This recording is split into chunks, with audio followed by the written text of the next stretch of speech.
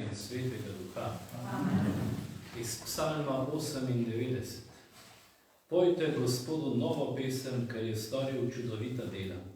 Njegova desnica mu je pomagala, njegov sveti laket. Gospod je dal spoznati svoje odrešenje, po čem narodov je razodel svojo pravičnost. Spomnil se je svoje dobrote in zvestobe za Izraelovo hišo. Vsi konci zemlje so videli zmago našega Boga. Vzklikajte Gospodu vsa zemlja, vedri bodite, vriskajte in prepevajte.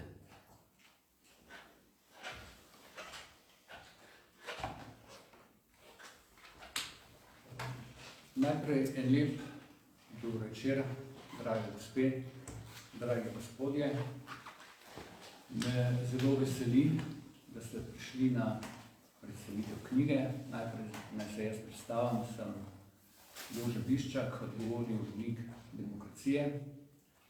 Na Demokraciji smo sklenili, da začnemo neko turnejo po Sloveniji, kjer bomo predstavljali naše knjige, bodisi druge knjige, in v izredno veselje in čast mi je, da kot prvi na tej turneji Demokracije, da kot prvega na tej turneji Demokracije lahko gostim gospoda Rada Pezderja, ki je pred kratkim izdal knjigo Sporedni mehanizem globoke države.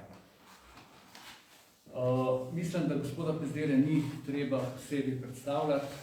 Povedal bi samo to, da je profesor in publicist, da je bil nekoč kolumnist v časniku Finance, širši javnosti postal znan po svoji akciji proti firmi elektropodjetjem in bankam, sodeloval v pobudi Resetirajmo Slovenijo leta 2011, ki je potem pripeljala do predčasnih volitev. Je avtor tudi dveh knjig, Slovenska tranzicija od Kardelja do tajkunov, in z Igorjem Medlo soavtor knjige Kriminalni temelji teritorialne obrambe in NLB. Preden pa predam besedo gospodu Pezderju, bi naredil kratek uvod. Ko je gospod Pezder izdal knjigo, sem ga jaz poklical in ta prva beseda, ki sem jo rekel, sem rekel hvala. Hvala za to knjigo, da sem napisal zakaj. Mogoče se spomnite, v začetku 90-ih let so skupinico nekih novinarjev, v kateri sem tudi jaz imenoval Slivnikova četica. Ta Slivnikova četica je že takrat, ampak samo na podlagi ustnih pričevanj odkrivala zadeve, ki jih zdaj za dokumenti potrjuje gospod Pezder.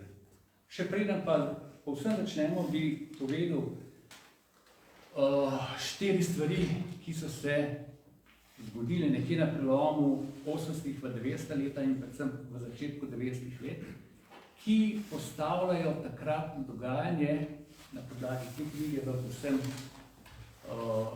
drugo luč. Namreč, prva je bila komisija ali odbor parlamentarni za lastninsko preoblikovanje podjetij. Že takrat so se pojavljale blokade dela te komisije in danes je jasno, da se je že takrat oglasila globoka država, ki je zdaj začela to ustaviti.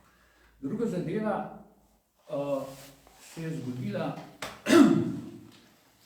januarja 1993. Mogoče se kdo spomne kolumne Dalina Slivnika Casino Royale. V zadnjem odstavku je on zapisal, da ima, takrat smo imeli to Urba Mafija, oziroma neka organizacija, toliko denarja, da lahko kupi volitve. V tistem trenutku so se prižgale globoke državi vse rdeče luči. Sprožil se je njen obrambni mehanizem in stvari, ki so se zgodile v naslednjem letu in pol, so popolnoma ustavile preiskovanje te vzporedne ekonomije, vzporednega mehanizma, v katerem piše še gospod Zdir. Kaj je sledilo? Sledilo je, mogoče se spomnite, afera Hit, ki takrat ste bila v državnem zboru, državnem zboru dve politični stranki, ki ste se mogoče s tem malo bolj podrobno ukvarjali. To se je bila Slovenska ljudska stranka Marjana Podobnika in SDS gospoda Janeza Janše. V tistem trenutku, ko se je SDS Janez Janša samo dotaknil udbovskih financ, je sledila afera Depala, s katero se ga ustavlja. Kar je sledilo, je bilo še bolj zaskrbljujoče. Služba družbenega knjigovodstva, najbolj se spomnite. Ona je edina, ki je preiskovala lastninsko preoblikovalnih podjetij, vložila vsako leto po 600 odvad proti direktorjem, ki so divje privatizirali. In kaj so naredili? Julija 1994 so SDK in njeno direktorico, takratno Romano Logar, preprosto ukinili. S tem so zaključili to zgodbo. In miniti je moral 20 let, preden se pojavil ta človek, ki sedi poleg mene, da se je tega lotil. Kako ste se lotili tega, gospod Zdir? Jože, hvala za odgovor. Hvala Janezu, ker nas gosti. Posebej zadovoljen sem in sem vesel, da sem danes tukaj. Si kdo ne ve, ampak jaz tam na Gojno Šapolah imamo starši vinograd, pa delamo vino. Sicer pa moja mati izbira iz teh koncev, natančno iz Malega Kamna. Tako da jaz sem na pol doma danes tukaj. In sem vesel, da sem lahko v vaši družbi in da debatiramo o knjigi. Kako sem pa jaz začel to pisati? Jaz sem nekje tam, vse veste, ko smo imeli to veliko krizo, ko so se sesule banke, ko se je sesula cela ekonomija, ko se je potem to leta 2012-2013 reševali in na nek način tudi uspešno rešili, da država ni v celoti bankrotirala. No, v tem obdobju sem jaz začel razmišljati, kako je možno, da je v Sloveniji kriza toliko močnejša kot v ostalih državah, kako so se ostali lahko pobrali, začeli normalno živeti, mi smo pa še vedno imeli epizode iz hujšega v hujše. Seveda, s kolegi ekonomisti smo že prej razumeli, da sistem, v katerem deluje Slovenija, ni dober, da slej ka prej bo ratal problem. In ta problem s krizo je bil pa ekstremen. Zato sem jaz začel razmišljati, da gremo pogledati, kaj se dejansko dogaja. In naravno raziskovalno vprašanje je bilo, dajmo pogledati, ali so omrežja v Sloveniji pomembna in koliko so pomembna. In prva stvar je bilo identificirati, kdo so ta omrežja. Lastniško, poslovno. Začenil sem dobivati idejo, nisem pa še vedel, iz česa so nastala ta omrežja in kako so ta omrežja vplivala na slovensko ekonomijo. Nisem vedel v smislu dokazovalnega postopka. Občutek smo imeli vsi v državi, da so tam ena omrežja, zaradi katerih je vse narobe. Potem sem se premikal nazaj v zgodovino in sem ugotovil, da je ena skupna lastnost. Na začetku tranzicije so vsa ta podjetja bila privatizirana, tako da so se tam pojavljala še ena tuja podjetja noter, ki so bila navidezno tuja. To je bilo povsem jasno, da jih nekako slovenski lastniki se skrivajo za njimi in vstopajo v privatizacijo slovenske ekonomije. In potem je bil preblisk in sem rekel, ok, kdaj pa je prvo podjetje prišlo prvo tuje podjetje vstopilo v poslovne lastniške povezave slovenskih podjetij. In ugotovim, da je to nekaj v 80-ih. In pa nov preblisk. Kaj pa, če bi šel jaz pogledat v tako imenovani Udbovski arhiv, če je tam kje v zvezi s tem? To je tisti znamenit arhivski fond 1931. Tja pridem, naročim prvo gradivo, čez teden dni dobim to prvo gradivo, odprem prvi list in vidim Niko Kavčič kot načelnik ekonomskega oddelka uprave državne varnosti v letu 1951 v Lichtensteinu ustanovi podjetje Kolkomerc Vaduz s katerim upravlja udbovske posle po naročilu slovenske partije. In takrat sem vedel, da tle pa je nekaj drugega. Niti približno nisem dojel, da bom prišel proti temu, kaj ste vi raziskovali. Zdaj, arhitekt Edo ravnokar je govoril o udbomafiji. Danilo Slivnik je pisal o organizaciji, on je to bilo organizacija. Niko Kavčič je v tistem znamenitem intervjuju, v katerem se hotel, šel bi rekel, malo pokesati, pa stvari zaviti po svoje, govoril o sporedni ekonomiji. Vi pa govorite o sporednem mehanizmu, to je... Ja, jaz mislim, da noben od teh nazivov ni čist nepravilen, ki so se uporabljali. Ne? Ta udbomafija se je slišal kot ena skovanka, s katero so zasmehovali vas, ki ste to razkrivali. Ne?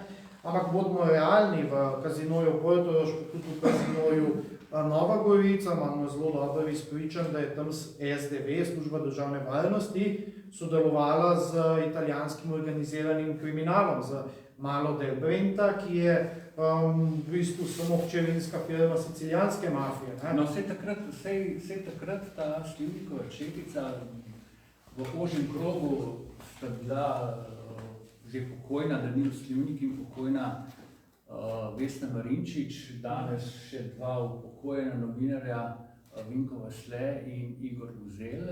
Jaz sem bil najmlajši, nas so takrat imeli za paranojke, lažnivce, da vidimo vse razen strahove, samo vse razen novinarje. Vi pa ste vendar prišli do dokumentov. Ja, zdaj v tem sicer ne popisujem zgodbe v Kazinoju Portorož, popisujem jo samo v tisti dimenziji, kjer pišem dosije Zemljariča, kjer popisujem vse poslovne in obveščevalske podvige tega človeka in je to prvič kompleten dosije o njemu.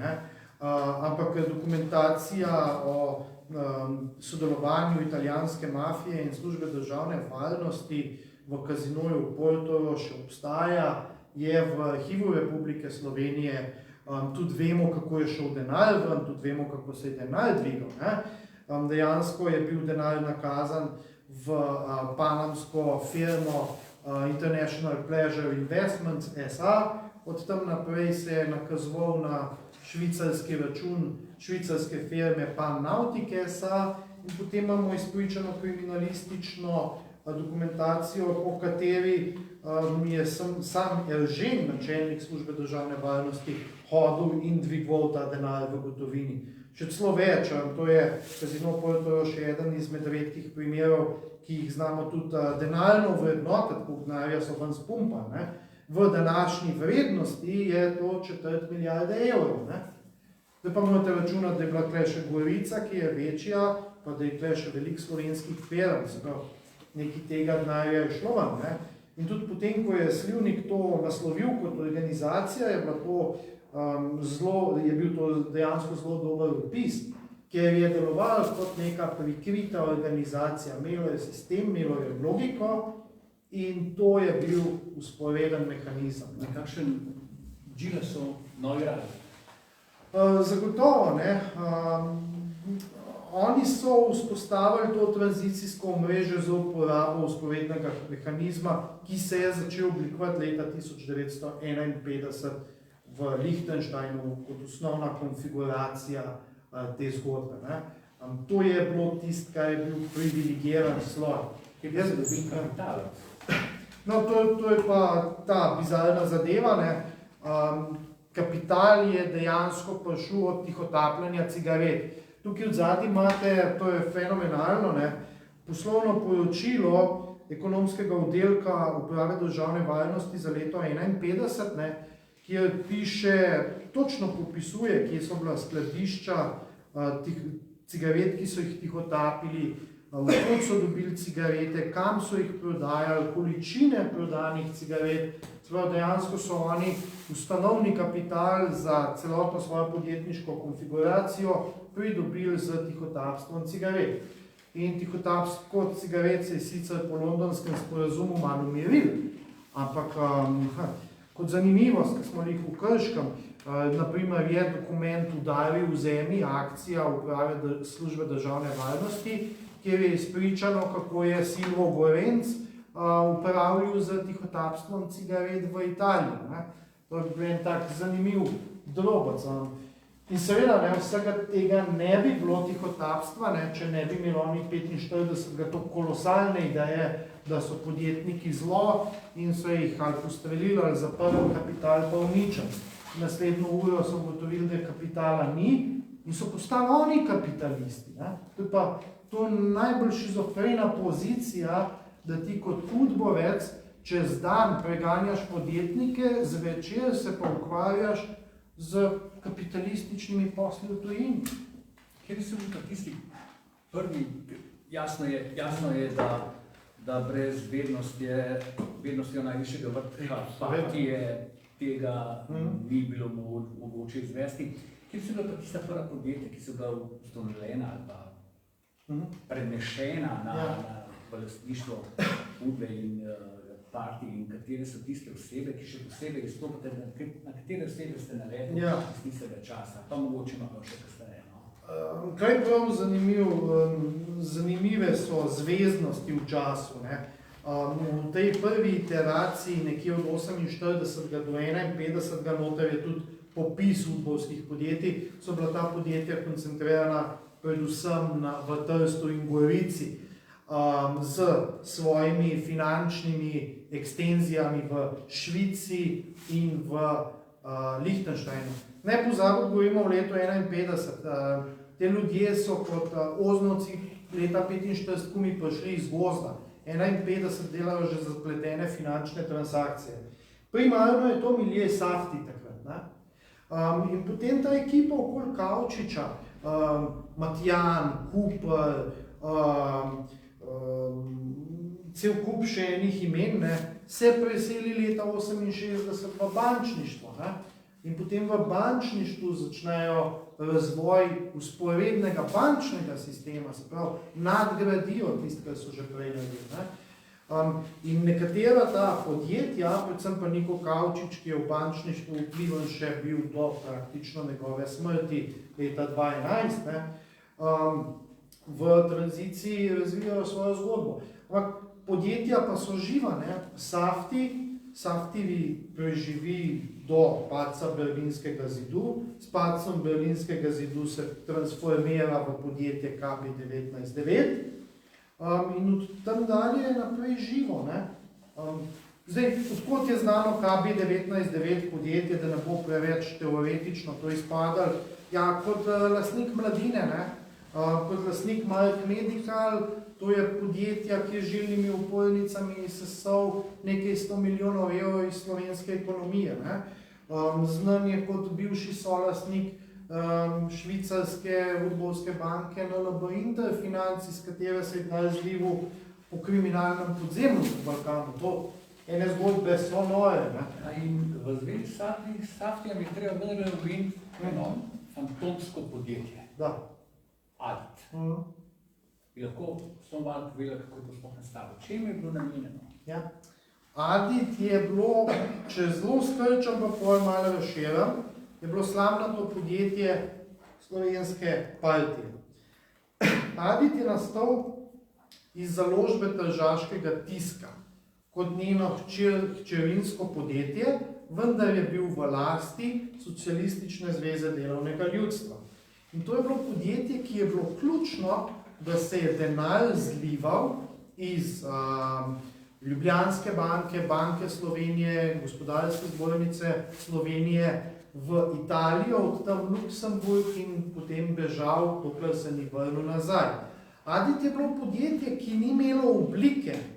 Bilo je v socializmu, kakorkoli že obračate v socializmu, ste imeli sozde, tozde, ozde, pa ne vem, kjer še vse to njihovo sranje. Ne? Ampak so bile formalne oblike, kako podjetje narediš. Oni niso obstajali, njim je račun sam direktor SDK-ja odprl na črno. Hkrati je bil pa direktor Adita v enem izmed komitejev izvršnega sveta Socialistične republike Slovenije. Se pravi, bil je v tistem, kar je bila socialistična vlada Slovenije. In tam so sprejemali odločitve, da bojo preko Adita pošiljali denar v tujino in ga vračali nazaj. In tukaj je pa ključnih oseb v tej igri bilo, ki se dokumentacijsko zdaj izkaže, dva predsednika Republike Slovenije. Tukaj sta o tem vedela. Gospod predsednik, samo za boljše razumevanje. Ne? Mi ne govorimo, tle pa bom govoril o evrih, mi ne govorimo o 10 evrih, mi ne govorimo o 100 evrih, niti o 100 tisočih, niti o milijonu evrov, mi govorimo o desetinah milijonov evrov, o stotinah milijonov evrov. Mi smo tudi naleteli na neka nakazilnice, sicer ne vem, kako se je to imenovalo, to so bile sote, v kateri se človek zmeša, not pa napisan samo po telefonskem naročilu. Ali pa cesija. Ali pa cesija, ali pa karkoli. In ste govorili o dveh predsednikih, pa tukaj nadaljujevajo.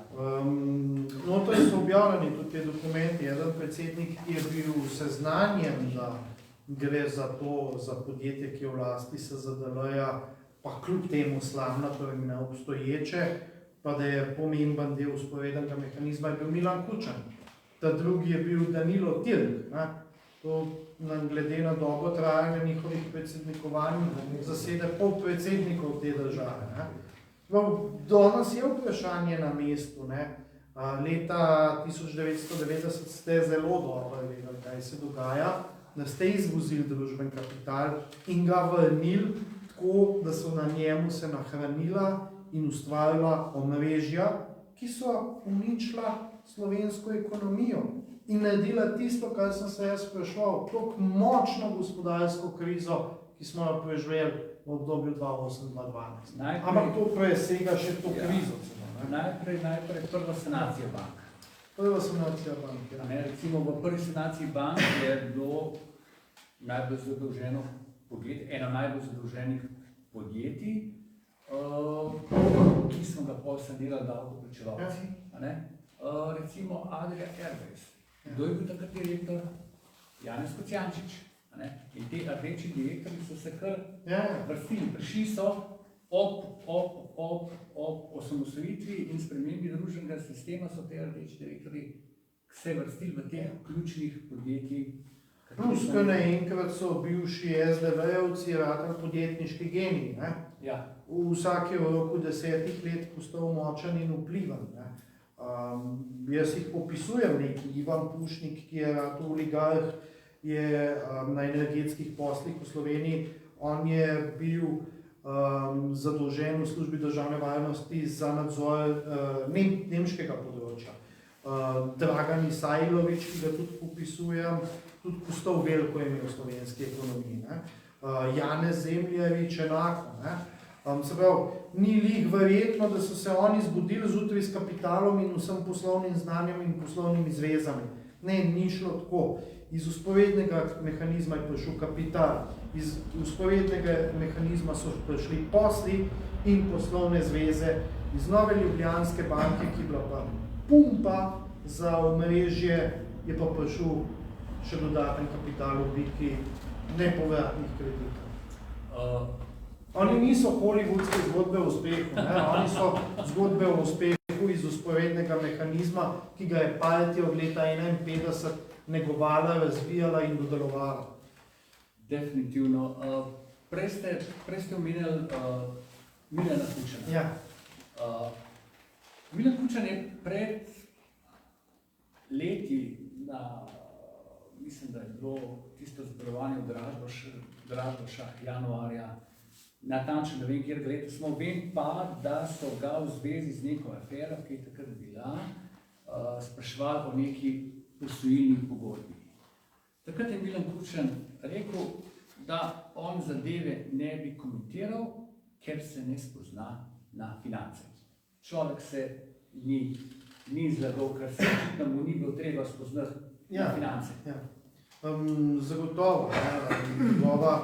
Njegova vloga je bila sigurno drugačna, kot biti nek operativc finančni. Njegova vloga večkrat v večjih elementih je opisana v knjigi, naprimer, spomniš se podjetja Kopheim, ne? Ja. No, ko so prihajali sem, da bi delali posle za vojsko in so se dobivali z Brovetom, so se dobili tudi z Milanom Kučanom, z sestanka šli malo resignirani, ampak za poanto, da dokler je Kučan šef partije, se dela tako, kot on reče. Govorimo o ekonomskem kontekstu, ne? Potem je zgodba, kako on z Nikom Kavčičem, čeprav nima absolutno nobene pristojnosti kot predsednik republike, skadruje direktorja uprave Nove Ljubljanske banke. Ne? Kako se Milan Kučan, kako se Niko Kavčič posvetuje z Milanom Kučanom ob ideji, da bi Safti v začetku 90-ih ustanovil banko v Sloveniji, ki jo je dejansko tudi ustanovil. Ne? Se pravi, te epizode kažejo... Z nekim čudnim denarjem. Ja, seveda, ne, z denarjem, ki ga tehnično ni obstajal, ker bi ne iz Safti šel v stečaj, ker je bila petena na teganci. Ne. Ampak kaže na to, da so bile neke odločitve, ki so bile višje, kot je neka finančna operativna raven, da je ti kaj nadaš. In da je še kako imel kaj za reči po temu, in da še kako se ga lahko vpraša v teh epizodah. In da bi narodu mogel tudi govoriti. S tem, da takrat, ko je postalo malo vroče, so pa pač... Tednik Republika, Ja. Ki vemo, da je favoriziral Kučanovo linijo. Je 19. denarja priden. To mi je uspel z dokumenti dokazati, da je dnevnik Republika bil ustanovljen iz denarjem iz vzporednega mehanizma. In pol je dnevnik Republika ugasnil in še marsikatero podjetje so ugasnili, recimo Adito, to fantomsko podjetje, o katerem sem govorila, so poslali v stečaj, da bi zakrili sledi. Stečajni upravitelj pa je bil Franci Perčič. Franci Perčič, vemo, je dober prijatelj Milana Kučana in človek, ki je prek študija marketing vodil njegovo predvolilno kampanjo. In še en drobec, da dodam, ne? Adit ni šel v stečaj, dokler ni vseh svojih poslov prenesel na podjetje Distriest Sežana, ki pa je postalo lastnik Mladine. Ja. Ampak to je naredil s pomočjo dveh podjetij iz britanskih Deviških otokov, Nolfin in Profinest, ki pa sta bila hčerinski podjetji Proteusa iz Luksemburga, to je bilo pa hčerinsko podjetje od Saftija. Vsa ta veriga je pa nastala, ker je NLB poslala denar preko Adita. NLB je pa poslala denar preko Adita, ker je partija tako odločila na izvršnem svetu. In to imamo not. K NLB se bo vrnila malo kasneje, zdaj pa se bo še nekaj rekla o Niku Kavčiču. Niko Kavčič je bil pač, jaz bi rekel, partijski budovski finančnik, zelo blizu Milanu Kučanu. Zdaj sta celo kadrovala našo banko. Ja, to je operacija Merkur, zelo fantastičen dokument, ki je nastal tako, da je Niko Kavčič želel digitalizirati svojo dokumentacijo napisano na roke, je nosil ljudem okoli, da mu pritipkajo na računalnik. Potem so ljudje slišali, kaj jaz delam, ne? Se mi nekdo javil in mi prinesel ta celoten dokument, ki je neprecenljiv, ker noter piše točno, kako narediti manipulacijo, da bo v duetu Kučan-Kavčič, da bo izbrano ime postalo direktor uprave Nove Ljubljanske banke. In glede po parih letih se jim je to sprevidel, ker jih Marko Volčnik hotel več poslušati, koliko so oni mislili. Ma kakorkoli, ne, dokument je fascinanten, vam predlagam, da ga preberete, ker je noter, kako jeti mimo guvernerja Banke Slovenije Arharja. On je bil tisti, ki je reguliral banke. Kako jeti mimo Janeza Drnovška, ki je bil predsednik vlade, torej šef skupščine lastnika Nove Ljubljanske banke. In tukaj je noter ogromno imen, ki jih kasneje izvemo in nosijo hude funkcije. Naprimer Mitja Gaspari, ne, je bil v tej spletki, ki je bila neregularna mimo slovenske ustave leta 92, ključen element, pol pa postal in minister za finance, in minister brez listnice, in viceguverner večkrat. Kot če kar kot še kater drugi akademik. Ja, seveda, noter je in Menzinger in Bole, cela ta ekipa, ki je trdila, s katero smo se mi kregali, a je Nova Ljubljanska banka nacionalni interes ali ni. Mi smo trdili, da ni, da je samo servis, finančni servis podjetništva in potrošnikov. Oni so trdili, da je to nacionalni interes, ki se ga nihče ne sme dotakniti, kaj šele kaj od tega prodati. No, nekaj let kasneje smo ugotovili, kaj je ta nacionalni interes. 300 milijonov v aktivo, 150 milijonov v Merkur. Se razumete, ne? To je bil ta nacionalni interes. Človek težko razume, a mogoče kdo od vas ve, koliko je 150 milijonov evrov, je to videl v fizični obliki, jaz si ne predstavljam. Lažje vsi razumemo, koliko je 20 tisoč evrov, kar toliko stane povprečen avto, recimo, ne? Ali pa 100 tisoč, 150 tisoč evrov stanovanje, kar je pa že višji, pa si sploh ne predstavljamo. Ne? In kar naenkrat pride do tega, ne? Da je kriminal tisto, kar je do 5 ali pa 10 tisoč evrov, ne? To, kar je pa milijarde evrov izgine, dobesedno izgine, oziroma pristane v rokah nekaterih, pa ni več pomembno. Tukaj samo še nekaj bi v zvezi z Nikom Kavčičem. Rekla sva, da je bil zelo blizu Kučanu. Niko Kavčič je eden zadnjih intervjujev želel nekako speljati v tem intervjuju v tezo, da je bil ves ta mehanizem, vzporedna ekonomija vzpostavljena za dobrobit slovenskega naroda, da so pač to skrivali pred Beogradom. Gospod Pezder pa je dal pred parimi dnevi intervju za tisto televizijo N1, kjer je pa ga hotel novinar spraviti v eno smer, ki je mogoče celo pričakoval, da jo boste vi potrdili, namreč, da je ves ta denar, ki ga je Udba in partija nagrabila in ga kanalizirala v tujino in ki se zdaj vrača nazaj, bil namenjen, ne boste verjeli, osamosvojitvi Slovenije. Kot da so oni s tem denarjem kupovali orožje in da ga date obraževati teritorialno obrambo. Vi pa...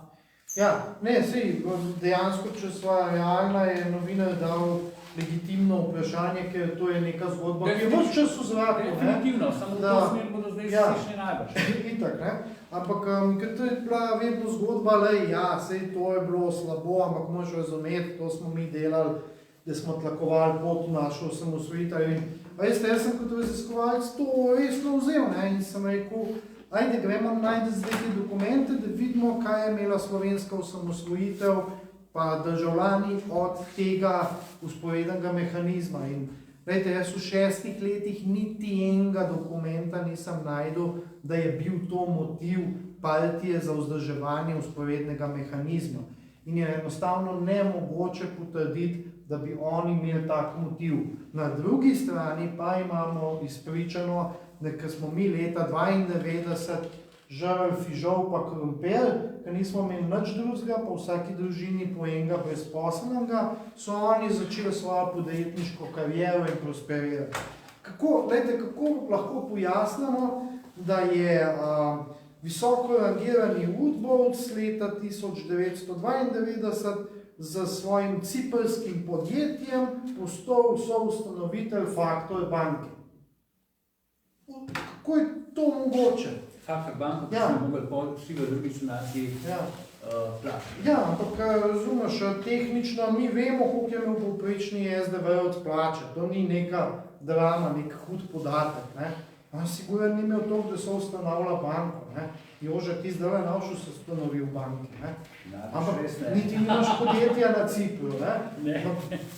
To je bilo možno že v zgodnji tranziciji. Se pravi, naši bratje bi rekli, odakle pare, jaz trdim od tukaj, z vzporednega mehanizma. Ta vzporedni mehanizem se še kar vleče skozi tranzicijo. Mi smo zadnja podjetja, ki sem jih jaz detektiral v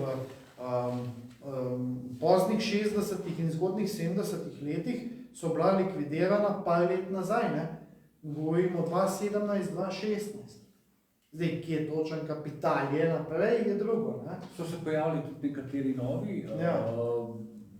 Vi pišete, imate eno posebno poglavje, tranzicijsko omrežje. To so člani, ki so zdaj relativno vidni, eni se delajo filantrope, eni se delajo dušebrižnike, drugi da delajo za dobrobit, en takih je recimo Škrabec. Ja, tukaj jaz sem samo en del Škrabca v delu, ki je vezan na njegovega očeta Stanislava Škrabca in na njegovega partnerja v Sovjetski zvezi Miodraga Đorđevića. In iz dokumentacije sledi, da sta imela vzpostavljen en črni fond tam, s katerim sta lažje omogočala posle. Đorđević je bil sploh znan po temu, če si tam dostavil neko televizijo iz zahodne izdelave, je posel stekel v Sovjetski zvezi. In to je bila osnova, na kateri je imperij začel rast. In tudi tukaj je zanimiv, Stanislav Škrabec je imel eno zelo zanimivo povezavo v slovenski partiji in to je pač bivši predsednik države Milan Kučan. Je pa tudi opisan, da sem posel Janeza Škrabca z ladami. Tako je zanimiva epizoda.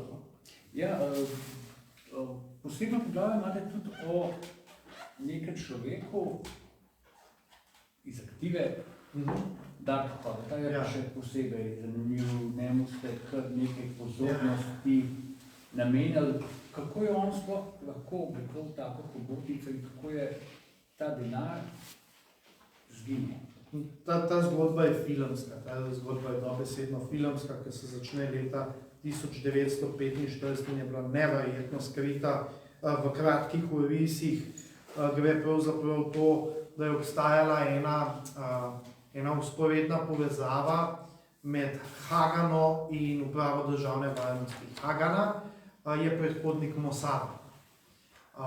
In recimo, medtem ko smo mi leta 1967, Jugoslavija, prekinuli stike z Izraelom zaradi 6-dnevne vojne, se dejansko diplomacija nikoli ni pretrgala stikov in povezava je bila izjemna.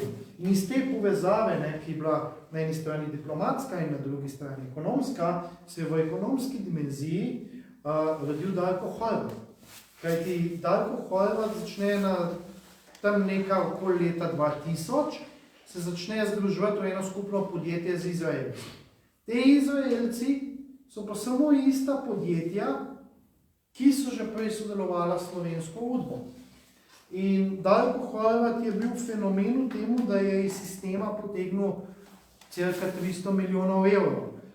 To je naredil tako, da je imel približno 120 podjetij po različnih svetovnih lokacijah in je sposodil si denar na banki, pa posodil naprej podjetju po verigi. On je spet naprej posodil po verigi. Potem je posodil levo po verigi, pa desno.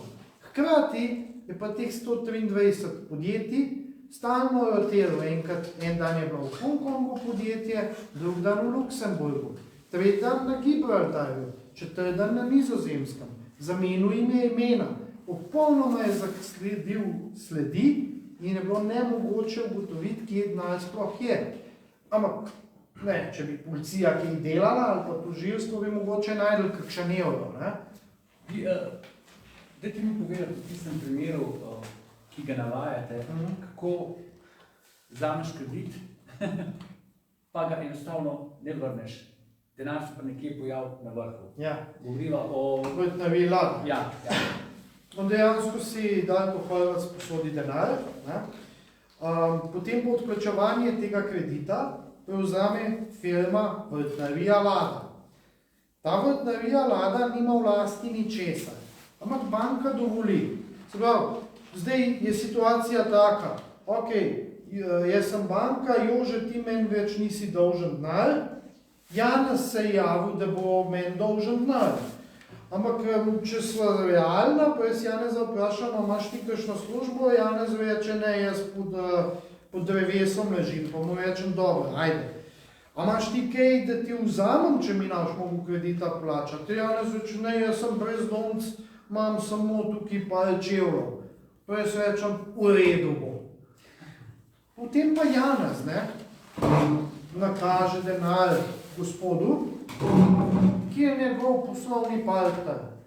In ta gospod Janezu nikoli več ne vrne denarja. Jaz kot banka pridem pa rečem, Janez, daj denar. Ti rečeš, ja ti nimam ga, tam sem naprej nakazal.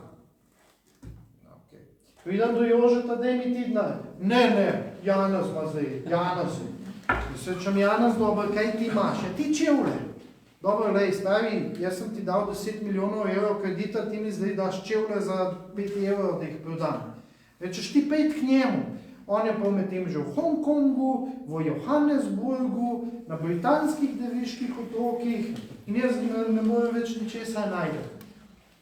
Plus on to razparcelira še na 60 drugih prijateljev, ki isto menjajo imena, priimke, pa lokacije. To je, ta primer je tipičen, tipski primer banksterstva in sporednega mehanizma in z razumevanjem tega primera, ki ga je gospod Pezder zelo nazorno povedal, je bila skopana in prva bančna luknja, s katero smo prvi sanirali banke in druga. To je pač mehanizem, sistem, dobesedno za krajo vašega denarja. In zaradi tega sistema so pokojnine nizke, zaradi tega sistema so plače tako nizke.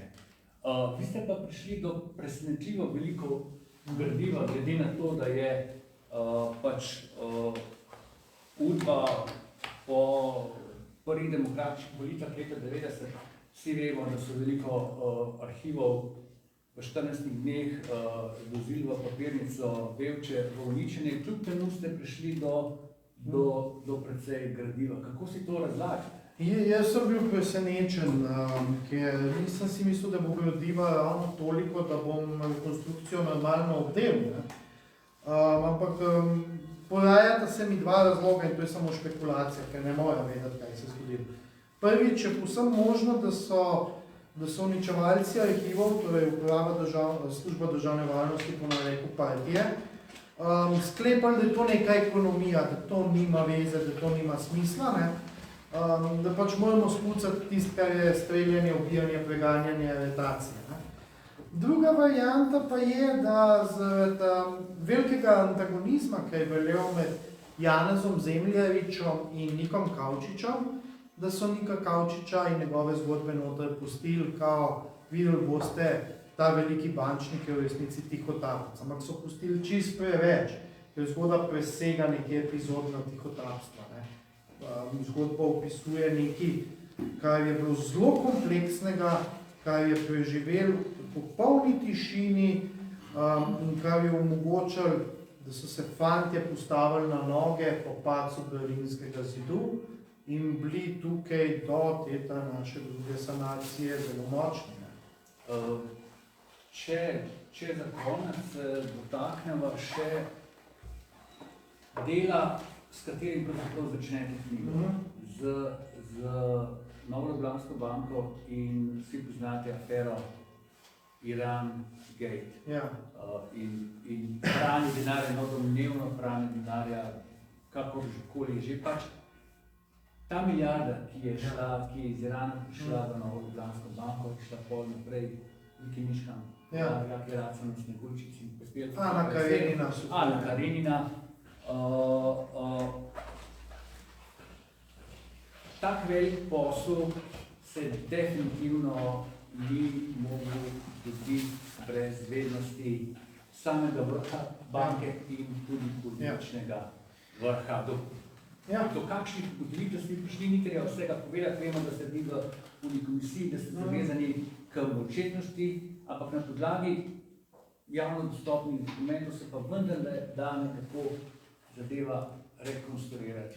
Dejstvo je, ne, da so se izključile vse institucije. Ne. Če si zamislite, da pride ven informacija, da nekdo pere milijardo čez največjo slovensko banko, policija pa niti ne pride na banko vprašati pa pobrati izjav, pa veste, da je nekaj narobe, ker če vam danes v Krškem kolo ukradajo, pokličete policijo, bo nekdo prišel, bo vprašal, kakšen je bil kolo, kdaj vam je zginil, se kaj tacga v tem okolišu dogaja. Tukaj pa za milijardo niso šli. Ne? To je samo en izmed drobcev, ko so kolapsirale absolutno vse institucije, Banka Slovenije, Vlada Republike Slovenije, resorni ministri, Urad za preprečevanje pranja denarja, Medresorska komisija za poslovanje z Iranom, policija, v velikem delu Sova, svetovalec predsednika Vlade za nacionalno varnost. In moje vprašanje na koncu je, dobro, a zdaj živimo v državi, ki je tako upravljana kot črno smetišče v gozdu, se pravi, čist brez veze, vse skupaj nima smisla, nimamo institucij, ničesar nimamo, ali gre za zgodbo v globoki državi. Karkoli je odgovor na to vprašanje, je depresivno, zaradi tega, ker vemo, da se lahko finančni kriminal, najhujše sorte izvede v tej državi in ga nihče ne sankcionira, prav nasprotno, celo zatišajo to zadevo in jo zaustavijo na silo. Kaj zdaj že delajo ta drugič, 2000, ne? Natanko tako, kot se je zgodilo sredi 90-ih let, ko so celotno preiskavo ukinili in vsi so bili nori, ki so o tem govorili. Jaz sem imel enoletno bitko s PopTV-jem glede tega, dokler nisem napisal, bedak, pa kako boš Ani Karenini nakazal denar? Ja, ne vem. Kako je potrebovala, ne vem, jedilni pribor? Super, mislim, razumeš, ne me delati idiota, ne me delati idiota in... Dovoljte, veliko se zdaj pogovarjam o teh ljudeh. Kje so pa te ljudi študirali, da so bili tako pametni? Mi tega nismo znali, pa smo neskusno gospodarstvo, ne sem jaz, ne govorimo o sebi, tudi drugi. Ampak te so bili bolj prefigri, kot tisti, ko imamo dve fakulteti za sabo. Drži, tudi meni je to begal, kako ti leta 45 tam iz gozda previdaš 51, pa zelo kompleksne finančne transakcije v davčni oazi izvajaš. Kako je to možno? Zdaj, dve stvari sta bile, ki sem jih ugotovil. Ta prva, Kavčič je recimo v delovnem taborišču v Škofja Loki najdel predvojnega bančnika in finančnika Franca Para, tudi župana Bleda med drugim, ki ga je najprej prisilil, da mu je učbenik za ekonomijo napisal. Ki je fantastičen učbenik, glede na to, da je človek v delovnem taborišču to pisal. Pa ga je prisilil, da mu je ustanovil in vodil podjetje Vrtnarija, ki je danes poznamo kot Droga Portorož. Druga varianta pa, ki je bila pri Kavčiču, on je dejansko znal to svoj ekonomski udel UDV ekipirati z sposobnimi finančniki. Glavni finančni možgani Bronislav Slavko Matjan je pred vojno študiral ekonomijo v Milanu. Miroslav Šlibar, Slavko Kuper, to so bili vse zamejski Slovenci, ki so odraščali v enem zelo propulzivnemu kapitalističnemu svetu. Seveda, Nika Kavčiča ni motil, da se je zelo svinsko obnašal do teh ljudi in jih tudi takrat, ko je bil problem, on sam uničeval, tako kot Staneta Kavčiča. Ampak to odgovori delo na to vprašanje. Je pa še vedno malo misterija, kako zdaj ti prideš v Švico, pa tam odpiraš podjetja pa račune, pa kako se pa v Lichtenstein preselaš, odkot ti vse ta mehanizem. Plus to, da glede na to, da je partija po drugi svetovni vojni praktično pobila svet slovenskega podjetništva, zaprla, pregnala, je angažirala klasične kriminalce in se povezala tudi z mafijo. Mafija pa vemo, da se spozna na finančne transakcije in ve, kakšni so obvodi. To sva govorila, ko sva sem vozila se, kako je mogoče, da leta 1950 Niko Kavčič poroča, da imajo za ilegalno preprodajo cigaret zapolnjen celoten trg do Ancone. Se veste, o čem govorimo o Italiji in italijanski mafiji. Ti, kar ne ukorakaš jutri v Italijo in v enem letu usvojiš celo tržišče, Camorra, Andragenta, pa mafija iz Sicilije pa nič ne naredijo. Povezave so mogle biti bistveno hujše, in povezave, ki jih je imela partija, so mogle biti, po mojem mnenju, že pred vojno zelo neobičajne v kriminalnem miljeju. Tudi sama partija je bila že pred drugo svetovno vojno in neka teroristična organizacija. Tudi kako ti prideš v Švico in tam dobiš dobavitelja ilegalnih cigaret, ki ti da cigarete, da delaš dobavo v kontejnerskih razmerah. Kontejnerskih. So se pa s časoma vendarle naučili tega posla, ne? V leta 1946, kako ti uvozaš par ton semen za marihuano v Jugoslavijo. Kako narodni heroj Edo Brajnik v Makedoniji začne gojiti opij, iz tega naredi morfij in to prodaja po ilegalnih trgih. Ne vem, moraš vedeti te povezave, nekaj je še, to ostane za preiskavo nadalje zagotovo, kot zdaj ta kriminal. Vemo pa, da Reška grupa, ki je bila ena najbolj propulzivnih futbolskih tihotapskih grup, izhaja iz konca, ki je bil povezan z švercom makedonskega opija v Chicago pred drugo svetovno vojno, natančneje gospodu, ki se imenuje Al Capone. To daje neke druge dimenzije v tej zgodbi v partiji, Ampak vse poti na koncu vodijo k vrhu partije. To je dovolj dokumentov imamo, da vidimo, da naprimer ravno ta epizoda v Daji v Zeri, kjer je noter angažiran Silvo Gorenc, kaže, da sta in Popit in Stane Kavčič odobrila akcijo šverca cigaret iz Slovenije v Italijo. Tisto je zanimivo, ker je še na mikronivoju opisan, kako morajo policijski čolni izginiti iz Piranskega zaliva, kako morajo jeti, deli kaj so že, vse carine se odblokirati, vojska mora izginiti, pa mornarica, potem pa za drugo pojeto še en super hiter čoln, naložiti, pa pelati v Italijo, kjer italijanskim kriminalcem predajo cigarete. In to vod med drugim operativno podjetje Emona. Emona, ja.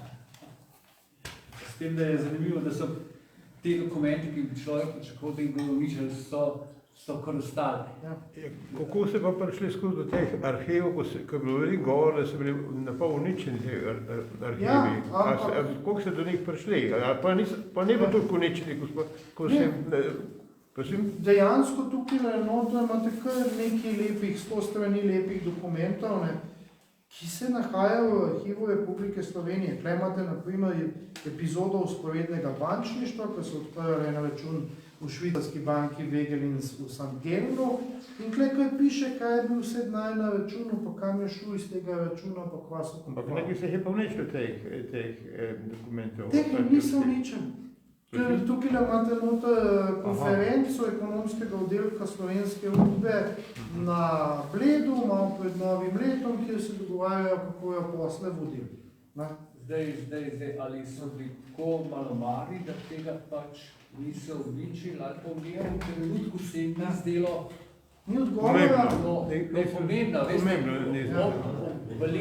v letih okoli osamosvojitve se je vendarle začel govoriti o povojni svobodi.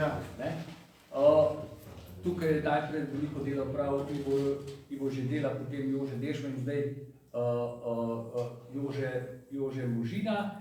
Govorili se je tudi o udbovskih umorih, to zdaj veliko delo upravlja Igor Omerza, o vzporedni ekonomiji pa ne toliko. Zdaj ne vemo, ali je bila partija toliko zavirana samo sebe, ampak že prej sem govoril, kakšen glomazni obrambni mehanizem se je sprožil, ko se je nekdo dotaknil udbovskih financ. Jaz vem, da smo mi mogli s temi početi se mogli zdelati pobedne in so bila mak.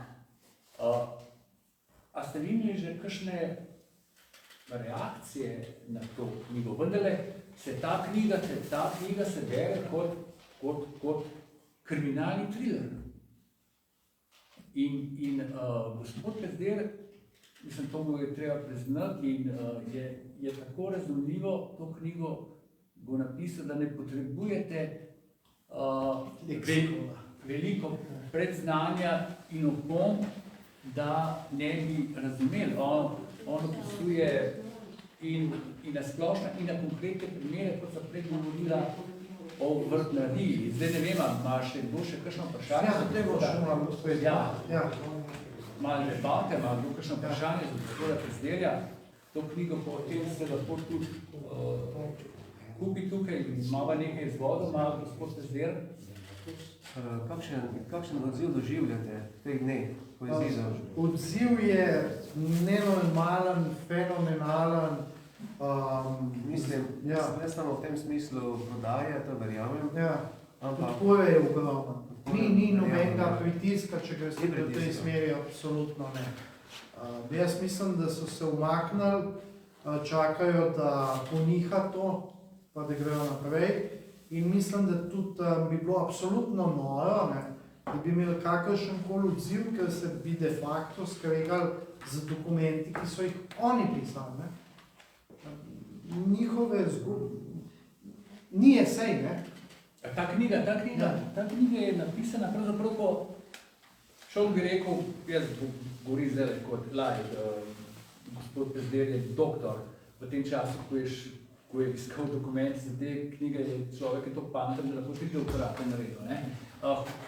Hoče reči, ta knjiga je tudi tako napisana po vseh zakonitostih znanstvenih metod, da kdorkoli bi delal recenzijo, bi mogel potrditi te teze, kot je neka recenzija, če se prav spomnim, potrdila vaše teze in teze Igorja Omerza, ena italijanska.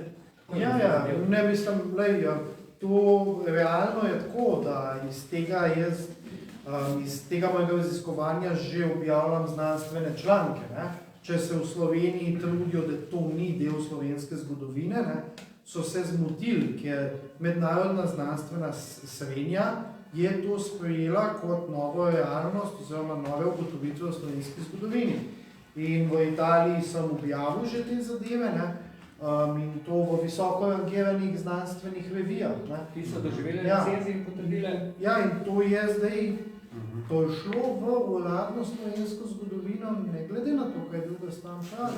Zdaj to velja, kar je Možina knjiga za oboje, to je ta knjiga naj bi bila za ekonomijo. S tem, da jaz na tisto, kar sem naslonjen, je Slivnikova četica.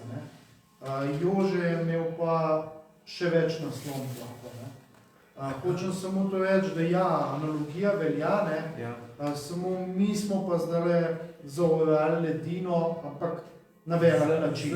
Z dokumenti. Mi smo takrat na podlagi ustnih pričevanj so nam vodili na govora, kako je bilo sem, pa tja je prinesel kdo kater dokument. Če omenim tele Borisa Platoška iz Adita, on takrat, ko je nekaj dokumentov prinesel, on ni šel na policijo. Policija je bila takrat v prvi polovici 90-ih let, ali pa še danes, predstavljena za udrovskimi kadi. Čim bi on tja prišel, bi njega prijeli. Ne tiste, ki so bili v dokumentih. On je takrat pomoč poiskal pri vojaški policiji. On je šel na ministrstvo za obrambo, kjer je bil gospod Janez Janša. Samo tam se mi je zdelo zapljivo, da lahko prinese se tja dokumente. Tako da, zdaj, kakšne bodo reakcije, jaz sem gospod zdaj rekel, on mora to delo nadaljevati, to je drobec enega mehanizma, ki je zaznamoval ne samo življenje ljudi v takratni socialistični Sloveniji, ampak ki zaznamuje življenje še zdaj. To ste reči, da je ta knjiga napisana na realni podlagi. Na podlagi dokumentov. Lahko služi kot en učbenik tudi za mlade. Tukaj je Jože govoril, jaz sem riskiral, da knjiga ni tekoča, s tem, da sem dal noter citate, iz kot je posamezna zadeva povzeta. Ne? Imate prvo lokacija, naprimer v arhivu, ko greste lahko jutri v Ljubljano, rečete tam, dajte mi arhivski fond 1931, zeleno knjigo, priloge, stran 3. Spravi, celotni znanstveni aparat, zadosta vsaj. In to sem za nalaž dal zaradi tega, ker ne morejo več reči, da je to fikcija, ne? Da je to esej, da je to neka ideološka obremenjenost. Ne, vsak si ga lahko gledati in se krega z udbovskimi dokumenti. Za nalaž je bilo tako izgleda. A ta vzporedni mehanizem še torej kar naprej? Ja, tukaj ga še imamo. Vemo, da se je ušibil za implozijo Nove Ljubljanske banke, ki je bila glavna kreditna pumpa v ta sistem. Ampak izkazujejo se neki indici, po katerih bi verjetno bilo možno, da recimo Darko Horvat, ki je 300 milijonov izpumpal iz sistema, ne, da se jih zdaj prek kakšnih skladov vrača v državo z odkupom terjatev od DUTB-ja. Zadevo je treba preiskovati, ne? Ampak neki indici kažejo, da je to popolnoma možno in da doživljamo ponovitev tistega, kar je bilo leta 90. Kaj pa to, da recimo, da se kakšna gospa, ki je bila predsednica vlade, hvali, da je rešila Slovenijo, ko je od nekod prišel nek denar? Ja ne, sej tam, ko je bila Alenka Bratušek predsednica vlade, je zgolj lahko nadaljevala tisto, kar je naredila predhodna vlada, se pravi druga vlada Janeza Janše, ker to so bili mednarodni dogovori, po katerih je bilo sploh možno, da država ni šla v default, torej v stečaj. Tam ni bilo nič posebnega drugega narejenega, se pravi stabilizacija javnih financ, sanacija bančnega sistema.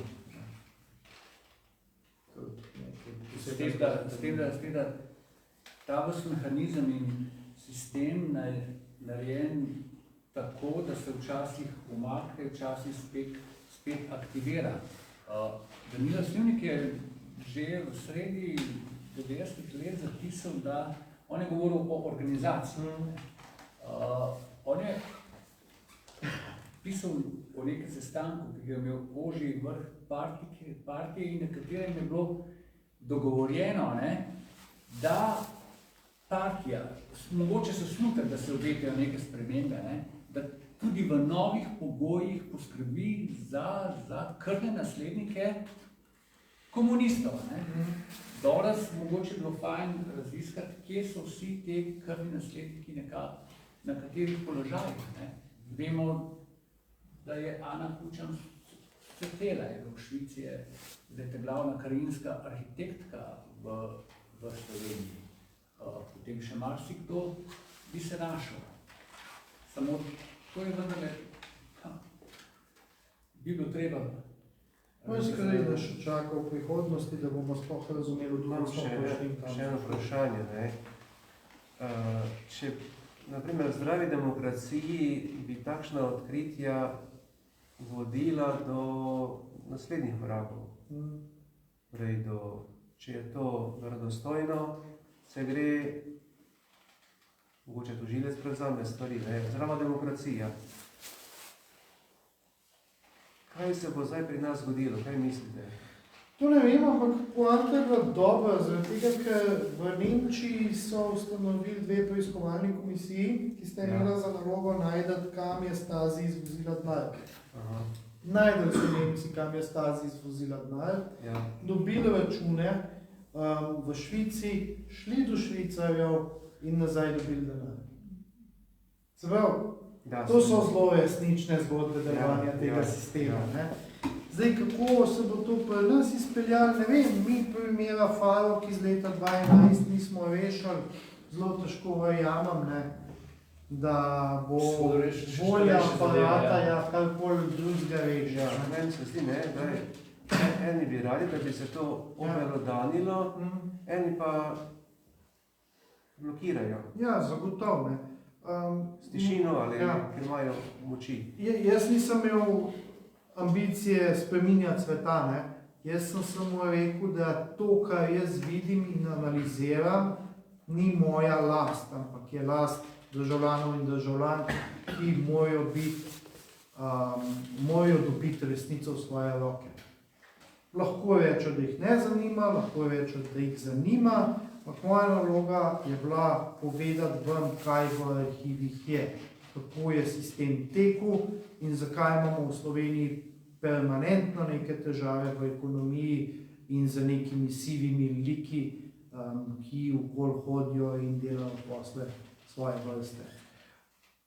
Ko bo narod ponotranjil to svojo zgodovino tako, kot je bila, ne, bomo pa verjetno lahko začeli govoriti o premisleku najprej, kako vrednotiti posamezne osebe, dogajanja, identitete, potem pa, kako to obsoditi. Na mesto, ne? Ja, in se bojim, da smo mi v tej točki, da se stavljamo sploh našo zgodovino. Ne? Na tej točki smo še. Ampak smo na eni točki. To je v redu, ne? Smo šli naprej. Traja smo šli malo naprej, kjer smo stali. Eden je, saj to je moje mnenje, eden od razlogov, zakaj se ni to malo bolj preiskali, mogoče tudi kaznovali, je bila odločitev v Drnovškove vlade. Janez Drnovšek je definitivno del omrežja, to je brezvolno. Na Janeza Drnovška smo mi naleteli v prisluški takrat varnostne informativne službe. Hočem povedati, vlada Janeza Drnovška takrat se je odločila za gradualistični pristop spremembe ekonomije, tranzicije, se pač postopno. Mi nismo naredili ostrega reza, ki bi ga mogli, kot bi recimo so ga druge socialistične države. Estonija recimo. One so naredile ostri rez, one so šli takoj v reformo in sodstva je tle ključno. Se pravi, lustracija. Lustracija, na nek način lahko lustracija. Že v redu, če bi imeli ekonomsko lustracijo, ker bi jim pobrali denar in omrežje ne bi mogli nafutrati in ugrabiti državo. Se to je bilo ta čudna stvar, ker veš, jaz sem dokumente dobil v arhivu. V arhiv so pa šli iz Sove. Bili so 20 let na Sovi, a ben ni hotel not pogledati. Predsedniki vlad so se odločali, da ne bojo not gledati. Sistem sam po sebi je čuval samega sebe in se prikrival. S tem, da so vas vmes obtožili, da ste hoteli ukraditi, da ste ukradali. Da sem ulovno de facto v kavčiče osnovanje po dokumente gradil. Snic je ta velik obveščevalec naredil tisto napako, ki sem vam povedal. Ljudem je dal okoli za pretipkati, ljudje so vedeli, kaj to je, videli so, da preiskujem in so mi prenesli. Pojavilo se pa vprašanje, zakaj je Ivan Kramper mogel vedeti. Ja, tle ne znam pa nič povedati več. Mogoče, če bi bil umez. To so pač vprašanja, na katere najbrž ne bomo dobili odgovora. Vem pa, da je v tistem obdobju, ko so se partiji v aferi HIP, kjer smo prišli mogoče malo blizu tega, o čemer piše gospod Pezdir, dogajale čudne stvari. Recimo nek nepojasnen, nikoli raziskan, nenavaden samomor finančnika Hita in to v zaporu. So nekatere stvari nepojasnene, najbolj tudi še katera smrt kakšnega podjetnika iz tistega časa nepojasna, ki je bil del omrežja, pa tega sploh ne vemo. Je takrat, ne bom rekel ostanki partije, kar partija je ostala. Sam pogledajte, v času, ko ste bili omenili Silvo Lorenca, to je naš sokrajan, on tukaj, moj sosed praktično, pogledajte, v času njegovega šefovanja jugoslovanski udbi je bilo očiščeno, so rekli, je bilo ubitih 37 ali 38 ljudi. v Jugoslaviji in v tujini. Ja, takrat je divjala vojna, ne? Posebej v Nemčiji pa na Švedskem. Med drugim tudi tista 6-letna deklica družine Ja, Ševa, ja, Glede, taki ljudje se še vedno sprehajajo svobodno po slovenski zemlji, čeprav bi bil njegovo mesto, ki je ljudje. Ko veste, danes v GZS, ne, je tam plakete častnih nagrajencev, nagrade GZS in tam je Silvo Gojenc. Kakšna je bila pa zgodba, klala z papirnico, pa Silvo tam Gojencem, to je pa tudi v arhivu. Veste kaj, smo pa tudi tako veseli, da smo prišli do svoje države, Ja. ne glede, da ni tako, kot bi mogli biti, ampak verjetno so to enkrat tudi Ja. uredili. To definitivno, s tem se tudi strinjam, da smo lahko veseli, da smo prišli do svoje države. Nekaj je pa treba vedeti, da takratni Demos je bil tako tudi predstavljen z Udmovsko. Curtis se je ukvarjal predvsem z osamosvojitvijo. Nekoliko so zanemarili ta ekonomski. Spet nihče jih ni obvestil, da je to pomembno. Ne? Ja. Pa problem obveščevalne službe. Samo, če se je takrat Janša, kako je bilo prej rečeno, dotaknil enkrat te zadeve, da so se potem sprožile afere, vprašanje, kakšen bi bil Jaz mislim, da bi bil zelo močen odziv, ne? Ker to so bila najbolj krhka leta, ko je ta ekipa iz spodnjega mehanizma mogla priti nazaj, pa preživeti. Ja. Takrat v bistvu ni bilo šans. A veste, ta knjiga... Če bi imeli vi takrat te dokumente Slivnikova četica, sem prepričan, da bi vam danes cvetje na grob nosili. Točno to, ki to se pa reče, to se pa reče, ne. Ta knjiga postavlja tudi v en drug kontekst, recimo propad tam, Primexa. Teh velikih podjetij izvozno-uvoznih, takrat je bila razlaga, zakaj so propali, zato so izgubili jugoslovanski trg. To je delno res. Ne? Res pa je tudi, da nekatera podjetja so pa obstala. Najlažje so zakrili sledove, kako so denar nosili v tujino, tako da so podjetje preprosto uničili, ampak so bili še tako, ko bi rekel, nesramni, prefrigani, smelt, recimo, ne? Da so najprej dali, da ta podjetja še denar, pa jih pol pokopali. Vi morate vedeti, da so slovenske železarke, ki so veliko podjetje. Slovenske železarne so imeli največ podjetij v tujini. Povsod po svetu. Ta podjetja so bila kasneje privatizirana, podpisana, so šla v stečaj. Denar smo dali, denar za sanacijo slovenskih železark. Pa še ni bilo dovolj, pa še enkrat. Potem smo jih pa prodali. Čista slika je naša papirnica. Ja. Še zdaj je globoka država, kako ne. Vse delničari so v Češki banki, tisti prej, da se kaj pisno to? Ne. No, isto ekonomija, ali pogled, so šli v stečaj, plače so delali tisti. Papir se proizvajajo, izvažajo, ampak smo dobili direktni denar, ampak so tisto skrita podjetja, papir plačevala, ne? Zdaj pa to. Mislim, zdaj pa te delničari so stavila, ker to ima ne več, neče teh 20 milijonov neče dati in bo papirnica praktično propadla. Ampak skusi ta globoka država mešala štrede. Od 19. leta. No, jaz bi pa rada vprašala, glede na vam, želela bi vaše mnenje in sicer, kaj vi mislite o času, v katerem sedaj živimo.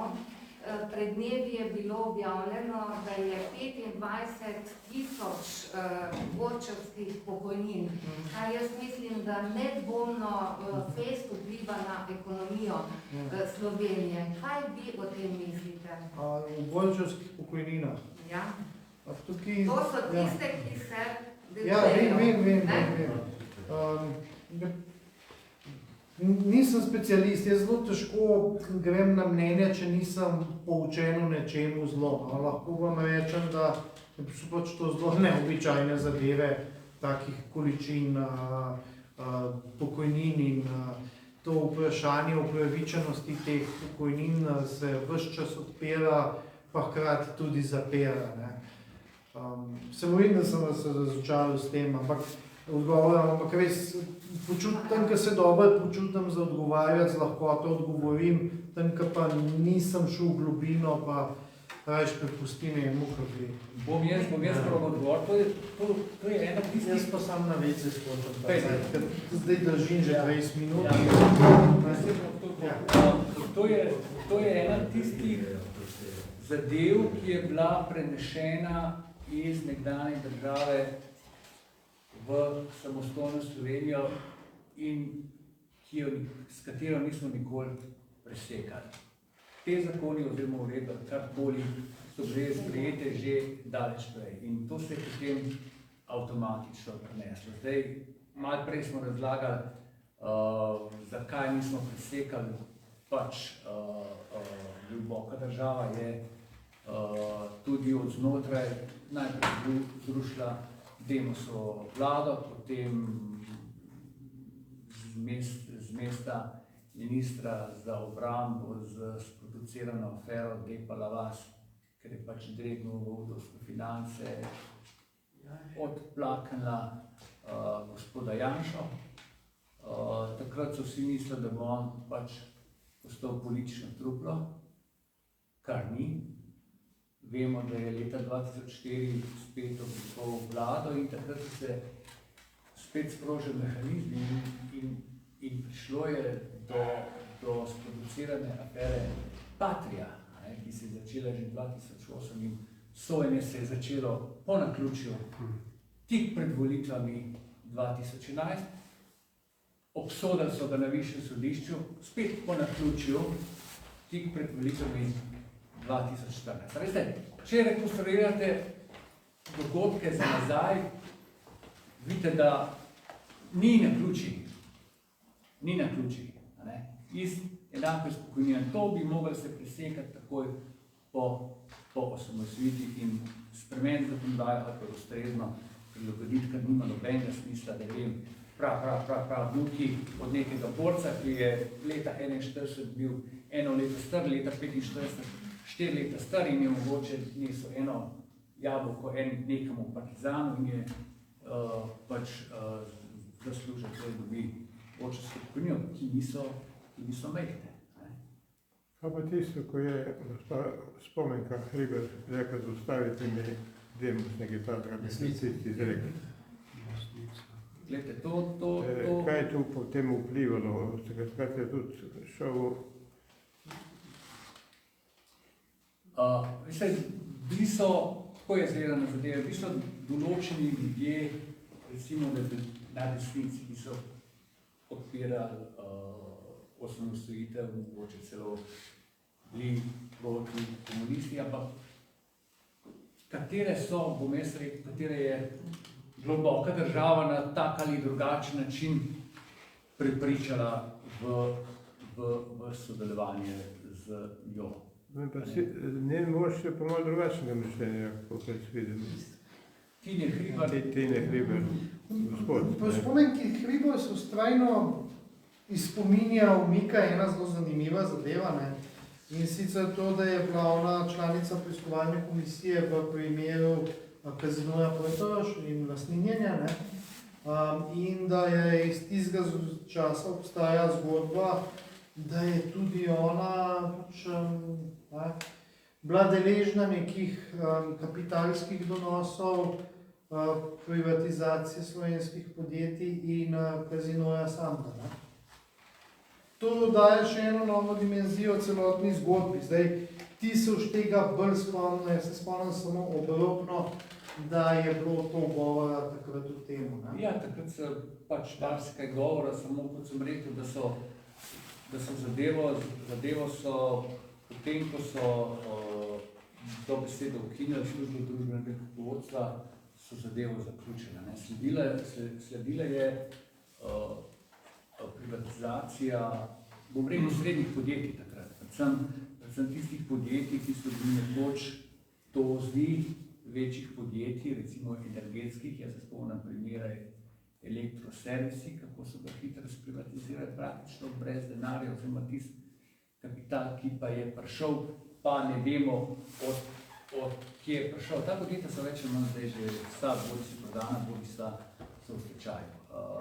Pač pobrali so denar in Ključno je bilo, da so posle v naprej. ja, in denar je zginil. Sledila je pol v začetku tisočletja poskus privatizacije velikih sistemov, kot je Istrabenz, Merkur, ki pa je to privatizacijo je ustavila finančna kriza.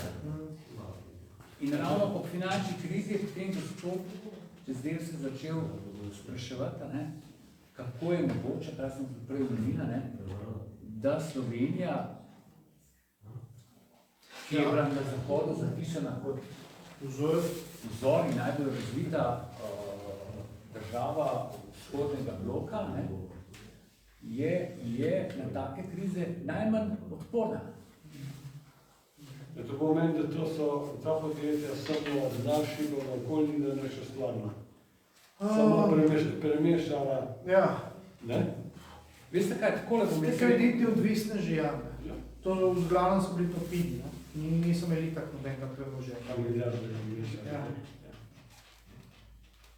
No, mene moti tole, da je tele štrajke, so protesti v Ljubljani, zdaj, ki je opozicija z njihovi vrst, mislim, z njihovi vrst, kjer je to, ne vem, dajte nam orožje, pa take stvari, ne.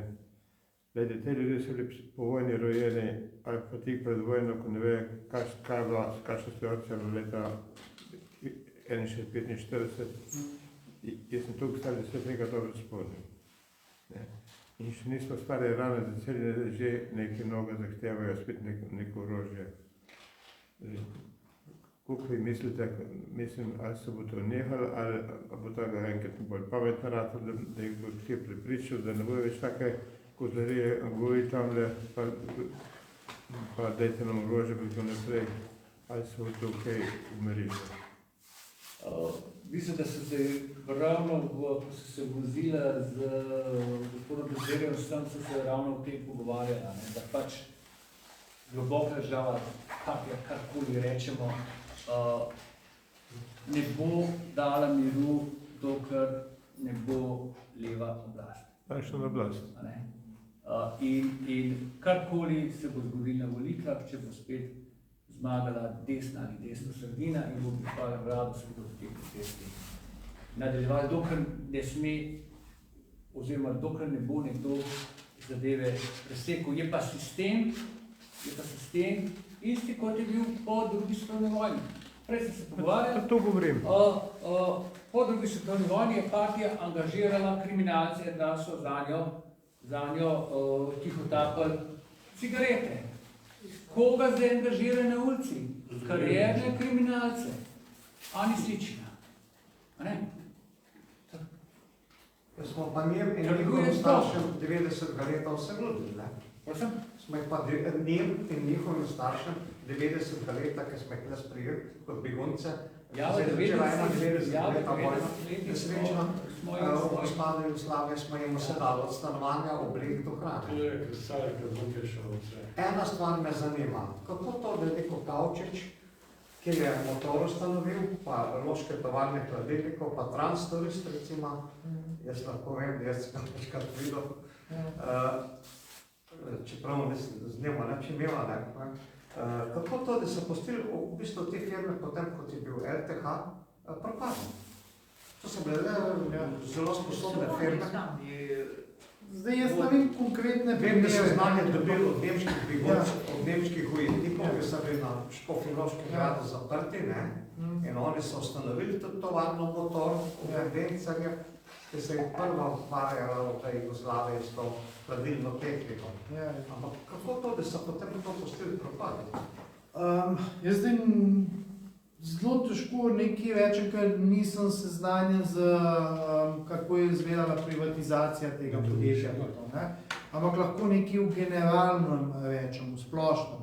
In sicer model je bil v privatizaciji vedno tak, da so se posli prenesli na zasebno podjetje menedžmenta, potem pa se je pustila poslovna lupina za privatizacijo. In tisto, ki se je privatiziral, je šlo takoj v stečaj, ker poslov noter ni bilo. In to je bilo tipično, najbolj velik primer je bil recimo prav Smelt. Smelt si lahko privatiziral, ampak tam ni bilo več ničesar. Vse je bilo že davno v Švici za hčerinskimi podjetji po Sloveniji. In ni bilo problem pol nekaj v stečaj vrš. Si samo še ime vrl v stečaj, posli so bili pa tvoji. Zasebna zgradba Smelta je pa še danes vredna precej. Je. Ampak S tem ni več vredno. Kdo ima to? Ker oddajam najem. Nimam pojma to. Jaz ne vem, natančno. Ja, pa je, da ima not pisarne tudi Zemljarič, ne? Zemljarič imam... Obstajajo celo posnetki, ki ga novinar je napadal. Zdaj, pa še danes pisarne ne vemo. Zemljarič ima v sosednji. A sosednji stavbi? V sosednji stavbi, ja. Ja, tam, kjer je bil mišljen VTC center. Ja. Tista Smelt, prav Smelt je samo tista bela stavba, s tem, da je bil Smelt tipično inženirsko podjetje, ki pomeni, da je imel samo upravo in par ljudi tam zaposlenih, v resnici pa so bili izvajalci drugi ljudje, tipično inženirsko podjetje je danes Rikošov od Škarca. On se samo prijavil na razpis, delajo druga podjetja. Podizvajalci, ja. Podizvajalci. Zdaj pa, dragi gospodje, počas bomo nehali. Hvala, da ste prišli. Rad bi se zahvalil gospodu župniku Janzu Turinku, da nas je pustil. Hvala vam, gospod Pezder, da ste bili naš gost na prvem takem večeru. Obljubam pa, da se bomo Krško še vrnili. Mogoče ne tako jutri, lahko pa pojutrišnjem.